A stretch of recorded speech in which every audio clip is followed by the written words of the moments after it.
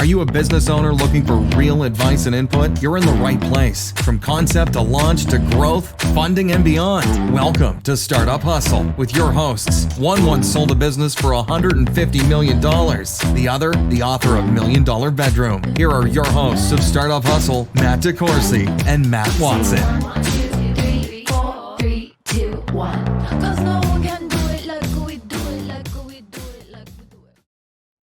And we're back. Another episode of Startup Hustle. Matt DeCoursey here with Matt Watson. Hi, Matt. What's going on, man?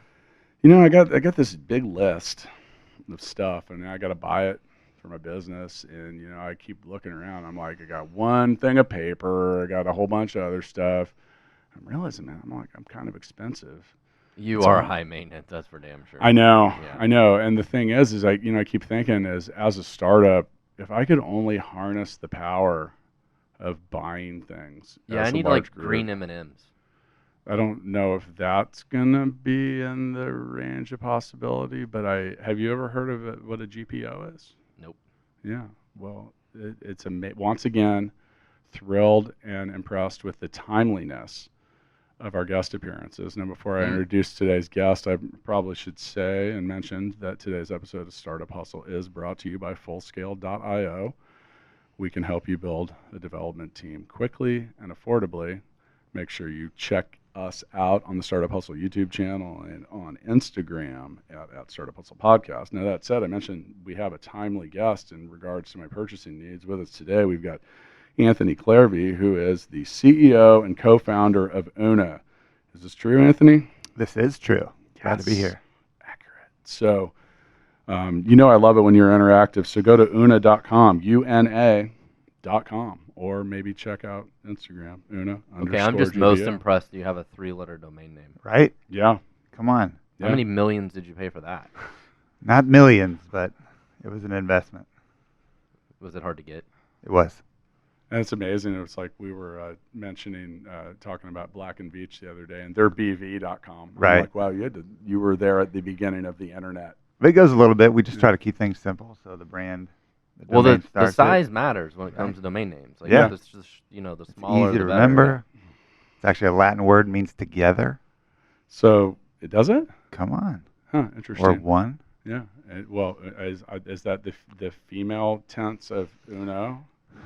Is that how that works? My Sure. Spanish is terrible. Yeah. Thanks. I'm still thinking about a deal on green M&Ms.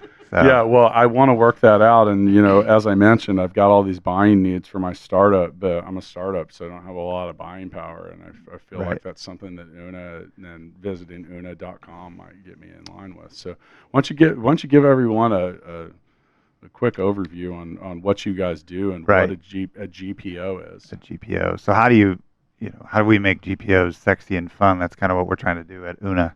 Okay. And we consider group purchasing a part of the overall, just the procurement space in general, and that there's a need not only for startups but for small businesses on how they are buying off supplies to shipping, and people are always traveling in startups or small to medium-sized businesses. And there's a great opportunity to leverage what the big dogs, the Fortune 500s, are doing through Una. And we have negotiated and leveraged pricing with your everyday big box brands. And we're able to then extend that opportunity to small and medium and sometimes larger businesses that don't know the value or the opportunity that exists under a group purchasing model. So what's an example of this? Instead of me using Staples or something, I would go to You your go direct. site, Yeah, go direct with us. and then you have a discounted pricing already worked out with Staples? Yep, you got it. Nailed it. It's easy. Why wouldn't I do this? You asked another great Okay. question. Matt, That's usually the question. Except I never buy anything, That's the so I'm question. probably a terrible customer. No.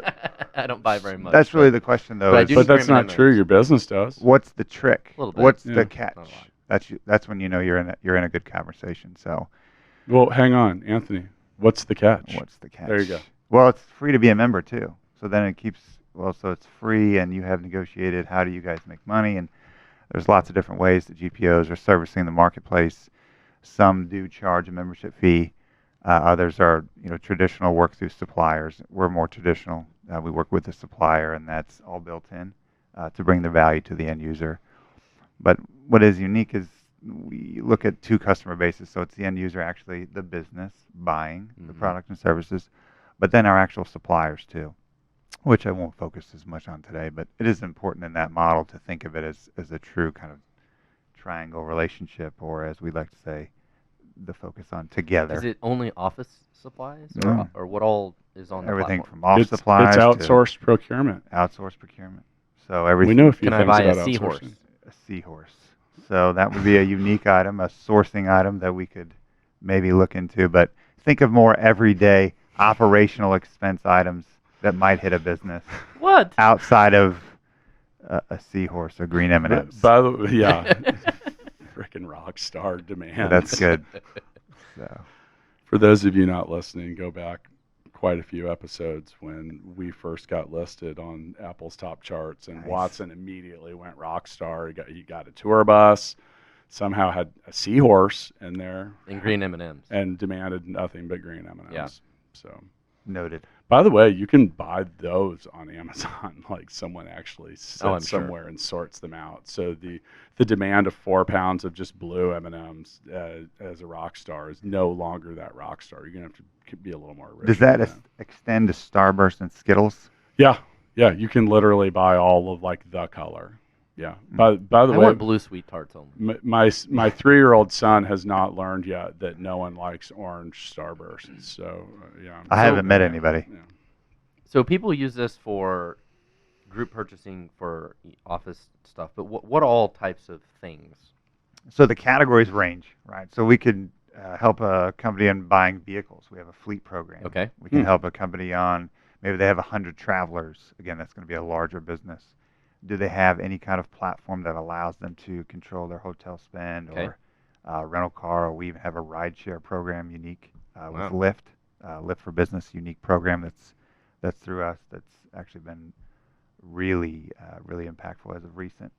That's a recently negotiated agreement. Okay. And everything from the Can you buy software developers? buy software Yeah. developers. Can we Now put- we're getting into We get like full scale integrated in here. And There you group go. purchasing at full scale. Well, but on some level, I mean, as the CEO of Full Scale, I would be interested in talking to anybody that would line us Yeah. up with large scale buyers. Like, Yeah. I Right. mean, I'd be into that all day. right. Because in the end, as your company gets bigger, and Full Scale, we know something about outsourcing. That's Right. kind of our whole How about business that? model, right? Yeah. But for us, the easier we can make it for a business to get back to doing what they really want to be doing, You got it. the better off our clients are. And that's the same thing that it's pretty clear to me early. Now, I'll be honest, I hadn't heard of a GPO. I asked before we recorded, and just like I asked Matt, like, what is a GPO? Right.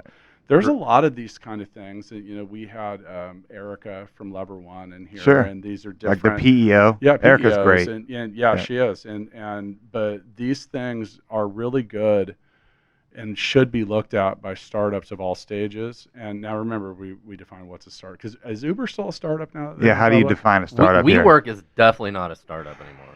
No, I mean, they have maybe- crashed and burned. Oops. So, Yeah. yeah. I was talking to one of their management here. I was trying to get him But to if- come in the podcast. He's like, Really? I might need approval on that. Oh, who was it? Like Chad or Eric? I'm not going to get into Yep. that. Yeah. Let's not call people out at WeWork, because who knows, that could be a changing landscape.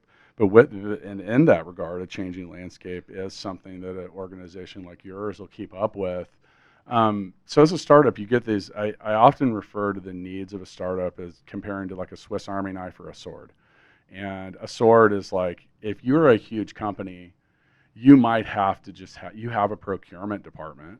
Maybe. Maybe you don't want one. Sure. Because these are people and that's where that interesting balance of savings and spending come in. Because now you've got people, you're paying people to spend money. Right. So if you don't have to pay people to Hopefully spend spending money, money wisely. yeah, well, but saving money is making money. Sure. So I say there's 3 ways to run a business successfully. You can sell more, you can spend less, or you can do both. The third one's the best. So I encourage both. So let me ask you this. So you guys also have like furniture Furniture stuff? programs. You got it. So how does your guys' website work? If I go to your website, is it like basically freaking Amazon, or is it more like affiliate links, or how You're does gonna. it work? It's going to be more of a consultative approach. You're going to talk to somebody Okay. and get an idea, depending on the size of your business, your needs, your category spend. Typically what we're finding is, like Matt said, somebody is probably just wearing this hat, depending on the size of the business. And so this is just like this last minute unplanned spend. Hey, I need help on XYZ categories.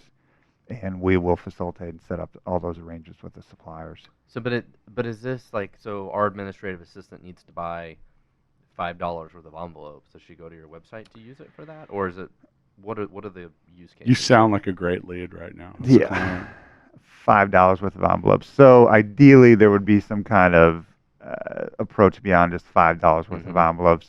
There's some minimums, like if we set you up with Office Depot or Staples, or if we use one of those big box retailers. But yes, ideally, if there was some needs on a weekly or monthly basis, we would try to work with you and understand what are your spend habits, and have you thought about what is your ideal customer though? What is their ideal like?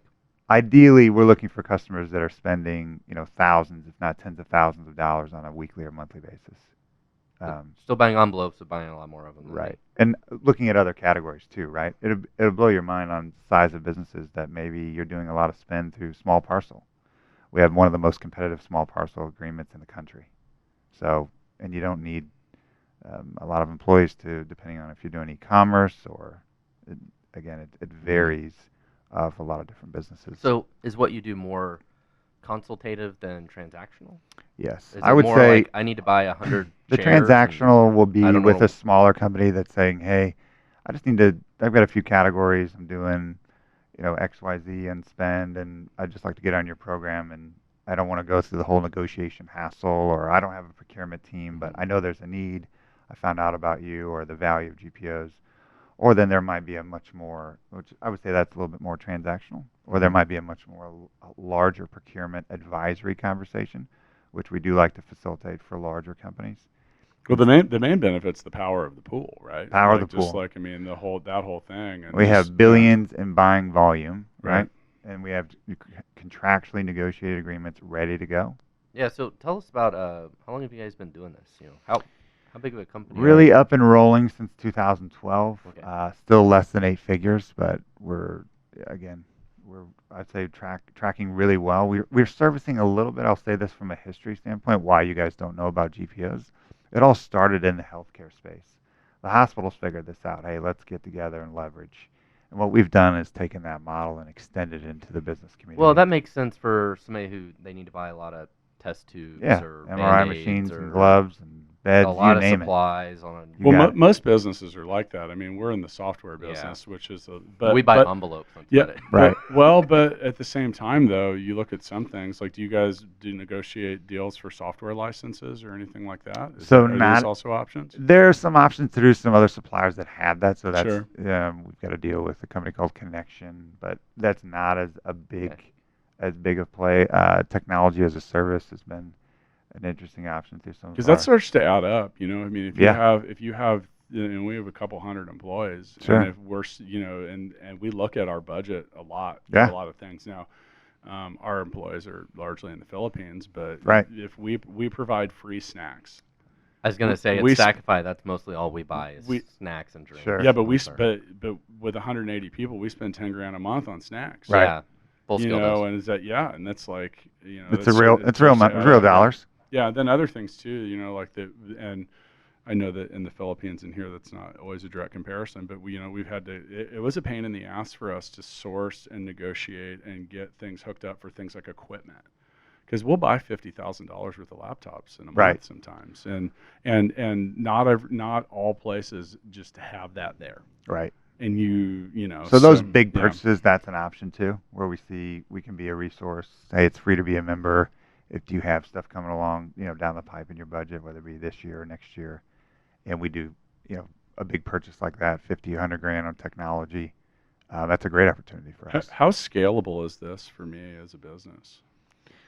I would say it's extremely scalable. I mean, at the end of the day, you're connected. You still work with the same suppliers, if not somebody very close to what you're already a substitute of maybe what you're already working with, and the same functionality. You don't pay Una. We're just a conduit and a facilitator and an advisor in the procurement or purchasing process. So you're experiencing the same things and buying opportunities or service levels, if not better, that you're experiencing today, but hopefully at a much better and more aggressive price. So how does that work? If I need to buy $10,000 worth of envelopes from Office Depot. What do you need all these envelopes? It's a lot of for? envelopes. We're going back to Dude, that. we're at making least a shitload of money, and we are mailing invoices, man. it's good. That makes sense. Yeah, no, we rock their credit cards. Rocket. Yeah, we rock them. So the question is, so I pay Office Depot direct, I don't pay you? You got it. So then how do I get my discount from Office Depot? You come through us, and they know you're linked. You get a negotiated price. You get it tied to our contract. The rest is directly with the supplier. So then how do you make money? Well, we have it built in with the supplier. So they like give I you a mentioned, the kickback traditional. or something? Well, we don't like to use that language, but it's, the language What do that's you call used, it? the traditional model is an admin fee that's built referral in. fee Yeah, that it's they an pay admin back, fee that's alright. built in. But that works for the supplier too, because anybody that sells stuff, well, at least that's smart, understands that there's the cost of boots on the ground is expensive. So them Right. going out and finding buyers it reduces the overall need to staff. Well, it's like since you're so into envelopes today, you got to pay those people to Sure. work at Dunder Mifflin. Right. Yeah. And they're there Yeah. to Jim's always trying to sell paper, Yeah. or Dwight. You're more of a Dwight. Oh, come on now. Yeah. You I guys- see myself as more of a Pam. Do you guys do a lot of pranks here? No, dude, trust Yeah. me. Trust me. If you're anybody, you're Michael Scott. Yeah, probably, for sure. Yeah, there's no doubt about that. I mean, so if I go to una.com and I'm checking stuff out, and now I get hooked up, and we're going through some consultation. Like, what's the speed to service? Like, how fast are you going to get me hooked up? How fast is this going to be rolling? Some of the programs or contracts you can get going that week. Most are going to take less than 30 days. Okay. So again, it's going to depend on need and volume and conversations. But absolutely, speed of the opportunity. That's probably the biggest value when you talk about is it scalable. Most of these are negotiated already, ready to go So out of are the these box. usually larger recurring orders or larger one-time orders? Well, Matt mentioned the technology order. That would be probably more of a one-time purchase, capital purchase, furniture's capital purchases. But ideally, most of our conversations are going to be on a recurring basis. Like, I'm a hospital and I buy all that crap over yeah, there. or every I'm a month, business and I buy need all to that order crap. all that crap every Yeah. month. You're pushing out invoices of To make it 10,000 envelopes. Yeah. You Yep. need to buy those every month, Heck right? yeah. I think you're going to find that I hope everybody you're knows. stuck with these envelopes, man. Yeah, we do way more than envelopes, but that's a great, I'm just trying to keep it simple. Sure, absolutely. Well, you really want to keep it simple and be like a really lame class in business school. We- You just refer to widgets. We need There you more. go. We need more of those pins with the diamonds on them. From Penco? Yeah. you should sell those. PencoLLC.com. Yeah, for sure. Check it out. Check it out. That's those are some of the greater pens. You're looking around for them. No, man, those went fast. We all have. They walked off. Well, no, that we have integrated them into all facets of our life. Ah, We have a listener at Penco LLC, baby. Okay. They make these pens that what looks like about what would you say? It's about 20 carat. a 10 or 20. I don't diamond even on the know what top. to say, but Yeah. yeah, have big jewel on the They're top. gold. And, yeah, that guy's been one of our supporters. What's up, Steve? Awesome. All right. So I want to talk about Una as a startup for a minute. And you said you started this in 2012. Yep. Like, what made you get into this? Were you a procurement person? Or? No. Okay. I grew up in Columbia, Missouri. Got 2 kids. I mean, the whole where I am today and where I was then, it was kind of like, hey, this is working for hospitals. We're starting to see some traction in the marketplace. There's been some other GPOs that have extended this into the business, and it's a phenomenal model from an EBITDA standpoint. There's great value from a business model perspective. If you're actually bringing value to 2 people, I'll emphasize that, suppliers and the end users. The win-win-win. It's a win-win-win. And I want to go back to, you mentioned staff, and it really does matter. Like we think about that. We are, of course, customer-centric. You hear a lot of that, but our suppliers are our customers too. So we really have to be conscious of that in this model. And that's how we've have grown. We believe there's a fantastic marketing component to getting the word out about just education alone. You 2 didn't know about GPOs, obviously maybe just based on the business that you're in today, but we believe there's a phenomenal educational component of just sharing the message. Hey, this is available to businesses of almost any size and scope. There's an ideal range, and then there's a target market that our suppliers are trying to support and drive value to. But we want to be a part of that, and we've got a message to share, and we value that interaction. But you're open to very much open to businesses of all size. Sure, Yeah, absolutely. And then I think that's smart. Where it too. fits. Yeah, and that's smart too, because today's business that has 3 people could be next year's business with 30. Or well, look how many employees we have last year. Yeah, We've full scales. doubled in size year Yeah. over year, and then It's great. the size we doubled from a year ago didn't even exist. Right. Well, it was 5. Went from 5 to 100 to 200, and so how do you decide when and where to focus attention on different clients, or is this just one of those things that once you kind of get them integrated with what you're doing, that they become somewhat self-managed? So there's opportunity cost in anything you're doing, right? So ideally, a client is going to jump on 3 to 5 programs that make sense, whether it's our hotel offering, our shipping offering, our office supply offering, or maybe there's some fleet offering or the rideshare offering. I'm kind of hitting the highlights. But ideally, there's a volume commitment or understanding that, hey, we're a sourcing solution for you. It's outsourced sourcing or supply chain or purchasing option that's free to use. It's all ready to go. And typically, it's going to be around volume, hey, Sure. and commitment, and just trying to understand. I get it. It makes a lot of Not every sense. business is going to If want you're like, it. I need to buy a lot of these things all the time. Sure. How do I save money? Right. Well, And I don't have think- leverage power in that category, so I'm going to go to you guys. I either found out about you or I just kind of bumped along you online. Ride sharing's an interesting example, because you've got employees that are out doing things. Maybe they're traveling and they say, man, I got to go to Cleveland. I don't really have to go to Cleveland, but in this example I will, and I'm going to get an Uber or Lyft or whatever we're using, and all this different stuff. And now if I have to do that and charge it to my card and whatever, now I'm having to find all these different line items, I have to turn in credit card reports. You create a whole level of other kinds of expenses through reimbursement. Right. And so I'm just curious, when you do that, is it like a shared account, or So typically we found a lot of traction with some enterprise customers and well beyond just the small, medium space in our ride sharing program. It actually is through Lyft. It's a unique program through Lyft. And we're setting that up at the corporate level, and then all the employees that are traveling, it's all set up for them. So it's a really slick opportunity. You're talking about large scale enterprise stuff. I think it was like Microsoft and Amazon combined have like almost their own terminal at the Seattle airport. Yeah, and that's some of it. Now all those people that work for some of these companies are out. They're doing. I mean, think about how many potential receipts. They have a whole different set of problems. Yeah. So 15 years ago when I used to work for Roland and I had a 13-state territory, like I spent significant time not only tracking my own receipts, but just doing goofy little things that I remember just like sitting around how much time it took once a month to put all this stuff together. And I would literally have a stack of receipts, like so thick that you couldn't staple them, and then you send them in, and now someone else has got to go through that and just all this stuff. And it was like, I look back at some of that and I'm like, man, this could have been so much easier. Right.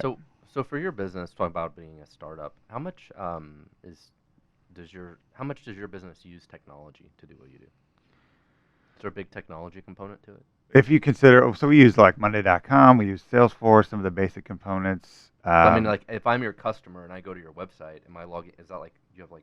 So right now software there isn't a and stuff? portal access. We're trying to keep it. I think over time there's some reporting that we'll give like on a monthly basis more like or I quarterly email somebody. basis.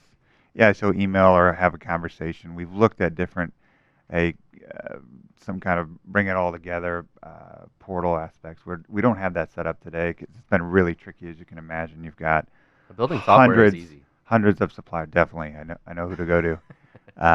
Hundreds No, of it's not. suppliers It's not with easy. right. Hundreds of suppliers that don't all talk to each other with all their different mechanisms. Yeah. So I think what would be great, which is a little bit what Amazon does, but doesn't have the I would say service aspect or a consultative approach, is just kind of one number and everything flows through that. That's not this setup, but you do have one point of contact that can facilitate all that through the suppliers. So the technology component it's all set up for you. A lot of our value is going to be on the contracting piece. That's already done. The ease of use, the service, the advisory, and then I think over time, I actually think there's a technology or kind of a tracking, or what have I saved? What is the spend value, and why would I continue to use Una as a sourcing solution? I think there's a Absolutely. phenomenal opportunity there Yeah, that absolutely. we need to That makes you know, total capture, sense. Yep. like you're saying. So I'm interested in setting Mixtape the Game up in the distribution channel, because I think that all businesses have a better workplace culture Mm. when they have at least one deck of Mixtape the Game cards. And I think that in order to demonstrate the power of Mixtape in a local community, we should probably play. Have you played Mixtape No. before? I'm in. You're about to. So mixtapethegame.com. I pulled a card out of the Mixtape deck. I'm going to read a scenario. We're all going to pick a song, Okay. and then we will vote for who wins. You cannot vote for yourself. Heavyweight champion of the world, what's your walkout music? I'm going with Mama Said Knock You Out by LL Cool J. Mm. See, you're cheating over there staring at these cards. Dude, I pulled this Yeah, like 30 whatever. seconds. Yeah. So does it say like the top Hey, 5 songs? Breland, you were in here. Did you see that? Was he cheating? I've never Ah! cheated at Mixtape. You're just not any good at it. I'm gonna go with what is it? We Will Rock You. What is it? Queen. Come on, Queen. Yeah. I was gonna say Rhapsody. Yeah. When I think heavyweight championship of the world, I usually don't think Queen, but maybe. That is a pretty popular song. By the way, Watson's giving me a hard time because I can tell he's drawing a blank. This is I'm where- in the same, this is I'm in the same boat. By the way, this is where we get an answer like Limp Bizkit. I was going to use that That's one. not a song, Matt. That's No, a but band. Rolling by Limp Bizkit is. Okay, fine. You can use that. You're going to get that banned soon. I think it's clear that Queen didn't win, but Well, we don't know that because I've got to vote for one of these really bad answers. oh, geez. Because I'm not Says able. the music guy. I'm not able to vote for myself, Yeah. but I'm not. I'm voting for Anthony because the guest. You have literally like made that your default. How many times we need to keep a scoreboard of answers? Yeah. And Well- when an answer gets used so many times, it gets banned. I got to go with the Mama Said Knock You Out. Yeah, That's probably a better one. yeah. So, I can't vote for myself. No. You have the deciding vote. I'm gonna go. Mama Said Knock You Out. Boom. There it is. Yeah. heavyweight While champion. Breland's in here, do I get to fire the money gun? And we'll do videos? Like, she's signaling. She's like, hang on. I gotta get Which this means teed she's up. probably already posting pictures on the @Startup Hustle podcast Instagram. And by the way, I'm going to probably turn this into a TikTok I was video. going to say, yeah. Because I've now learned as an adult of what TikTok actually does. All right, here we go. You know there's no videos of And me you should do firing his this? song to it. And yeah, hang on now. Well, Is it gonna work? what have you done to my money gun? It's got so much money in it, it won't fire. Look at that, dude. It's like coming out in Oh. clumps. This is what I deserve. It's too bad. What did you do to my money gun, Watson? Sorry, the money's kind of dirty and jammed it Oh up. my God. Dirty money. There it is.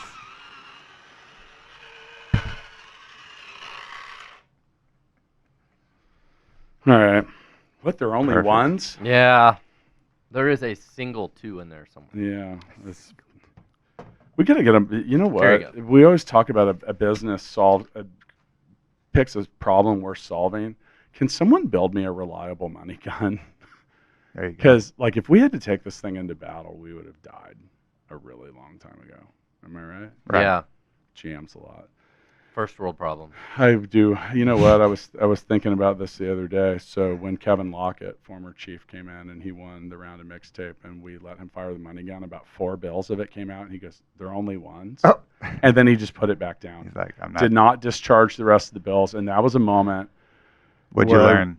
I realized I really hadn't made it yet. Hmm. Yeah. Did you have that same feeling?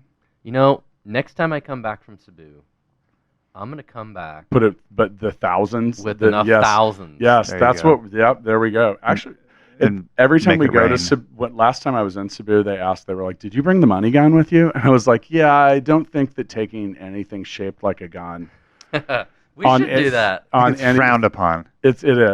It is, and I'm pretty much, usually when you get to the Philippines, customs involves a guy smiling and waving at you as you walk by. I feel like that would be one where that wouldn't be the case. I don't think you get the smile.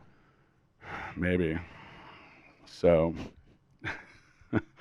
So for those of you listening, make sure you go to una.com. That's UNA.com. They're also on Instagram at una_GPO.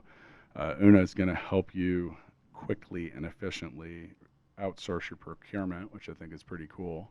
So Anthony, as we, kind of proceed towards the end of this episode, what are some things that you see for Una in the future, and like how are you planning on making this a global phenomenon? Global phenomenon. Right now, the contracts are nationally extending, so getting into international is not part on the vision board, but being the industry leader in the GPO space for business is kind of the biggest and brightest vision statement. And we're focusing a little bit in the healthcare space, non-acute, because it's extended in that, and that's where the genesis of things. But we think there's a huge opportunity for education, as I mentioned, and I think there's a technology component to continual ease of use to how we're not only working with suppliers but then end users on how do we make it easier to get the product in the right hands. Right? When you say education, do you mean just literally educating people that right this now, is a thing? talking to you guys and talking to your audience and saying, hey, this is available to your business. And not, first of all, not even knowing about it, but then thinking, well, that's just for the healthcare space. I think that's a challenge, though, because education and branding, we've been talking about this recently with different people, and that's tough, right? Because, well, people don't know what they don't know, right? And so how does what you guys do? How is that also changing? What Staples and Office Depot merged. Didn't they? It didn't go through. Oh, it didn't. Did it get blocked, or did it just not go through? It probably got blocked, just like the Cisco US Foods deal. I'm surprised at that, but they almost had to merge because things like Amazon have changed the face of purchasing, and like I don't want to say ruined retail, but like retail's like a completely different game now. Adapt or die, right? Yeah, and that's the whole thing. And I think that part of like what GPOs do is a form of evolved. Right. Use case, but is that kind of change also affecting you? Because I would think that it would be more appealing to use a GPO and stuff like that when your local retailer isn't right around the corner. Right. No, I think it's a phenomenal opportunity, but it can also be a challenge because, again, our customers are our suppliers, so we have to make sure that we're being proactive in some of the stuff that we can actually control and influence, and then in other ways reactive as they make industry changes on how that affects their customers, which are our customers. But I think a lot of it is, look, there's a phenomenal opportunity for GPOs or businesses to use GPOs as long as the understanding is, again, it's a two-way street. We look at our suppliers, I can't emphasize that enough, as our customers, and we really try to understand what our customer needs are. And it's amazing. Unplanned spend, indirect spend, it's not sexy, but it does add up. Mm-hmm. And so having that conversation, and there's a whole world of procurement and supply chain and sourcing people online and LinkedIn and all the platforms that are trying to make this cool because it's kind of been in the corner. There's your buyer. Hey, go do your thing. And we want to be involved in that community and say, hey, there's a place here. Una can be a part of that. And maybe it's just even the education. Maybe you don't use us. Maybe we can help you from you're working direct with your suppliers. We think there's just such an abundance mentality and opportunity that Matt, one instance where a GPO would have been ideal, and a few years ago when I was doing some work with Urban Necessities, and they're a sneaker resale store out in Vegas, and they were growing so quickly it was difficult to keep up with. But some of the things we went in and started to analyze was like okay, if you could save 10% on shipping, you would like literally save $10,000 a month. Oh, yeah. Exactly. If you could, and just these things that individually didn't, well, they kind of seem like a lot, but when your business is growing really quickly, you're oftentimes just trying to deal with that. Right. So like the idea, and I learned firsthand like what a pain in the butt it was to try to go out and all right, so like the number of boxes that they would ship sneakers in. Yeah. Right. Tape. Right. Price tags. Just this like bubble wrap. Yeah, just supplies. Goofy things. We had a guy reach out that wanted 20,000 buckets, I think, because he's got like it's out in the Carolinas, and we're sourcing that for him. It's just crazy. I was going to ask if it was the fishing caddy. Yeah, that's what I was thinking. Yeah. And it's a specific bottom, but anyway, so it's just this. But weird so sourcing many of these requests. things is that I went out there and I did this analysis on the business, and it was some of it too was based around like not like, okay, so here you are, you're right here, but at the current rate that you're growing, you're on pace to like have, this is going to be $1 million that you spend every year. Right. And you don't think, and a lot of business, especially in the early stage, you might not think about it. You're like, okay, so 5% of $1 million, 50 grand. Right. And you start stacking all these things up, and these are the equivalent of coins. The cost of unplanned spend is unprecedented. Yeah, and that was the main thing too, was the unplanned spend. So Correct. like, where can you leverage some of this, and buying things at a business and you're going to use them. Okay, so like, why are you still like walking around the corner? And To your point, it's yeah. a no-brainer. Why wouldn't they use this? Yeah. No, I Yeah. mean, I think anybody who buys a lot of supplies of any kind of form on a monthly basis should use something like this. It'd be very helpful. Yeah. We agree. So now that we've negotiated that deal for Mixtape, you can maybe go to una.com and follow up and Check us out. See how we're gonna. You can buy pallets of it at a time. Just for clarity, we don't have a deal on M&Ms or envelope. Well, maybe certain envelopes through certain suppliers. By the way, but Target bought pallets of Mixtape the Game. They there you did. go. They did. Yeah. Yeah. Mixtape the Game's actually sold in 8 different countries now. Nice. Barnes and Nobles just picked it up. Oh wow. Yeah, it's happening, Yeah. man. It's happening. It is funny you talk about the leverage, and that's a completely different thing. But for distribution, we own part of Mixtape, but Joel Okay. Johnson, the creator of it, Awesome. made an amazing deal with a games distributor, and Okay. it's the same kind of concept. Like these are people that have a presence at all these conventions, and Right. they have these existing relationships and stuff like that. And I mean, he'll tell you firsthand. He's like, if I hadn't made that deal, then Target wouldn't have bought 50,000 decks. 50,000. Right. We were trying to conceptualize how much space that took up.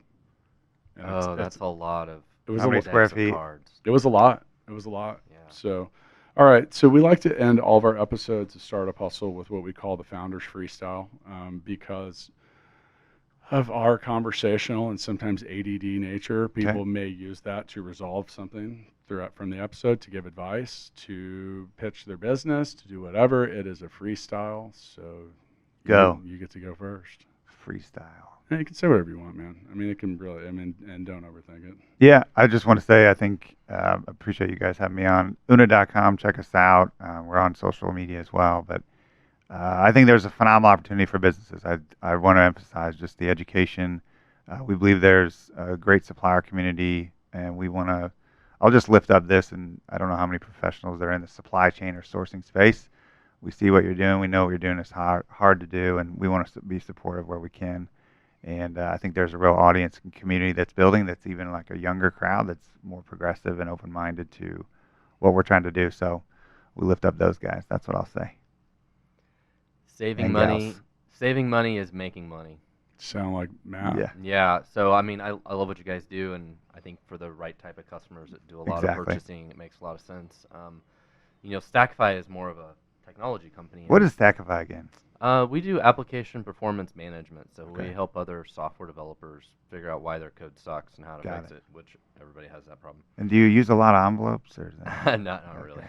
But the I what- steal envelopes from Stackify. Can we just get that out there? It's out there. I'm 'Cause I'm I glad use- you finally admitted that. 'cause I and use- stamps. Because probably. I use maybe Yeah, because I send like 3 envelopes a year. I'll bill you Right. for those. But what I was Please. going to say is, like, Stackify's example, actually what we spend our most amount of money on a monthly basis, besides things like payroll and stuff, Right. is server hosting. Right. And I figured out how to save us $7,000 a month on our server hosting this week. It's Come no on. different. Yeah, but It's it's real no- value. It's real money, right? It's saving money. It's making money. So it's no different than people that purchase You got it. hundreds of thousands, millions of dollars a month or a year or whatever, and other things. You figure out how to cut your costs. So.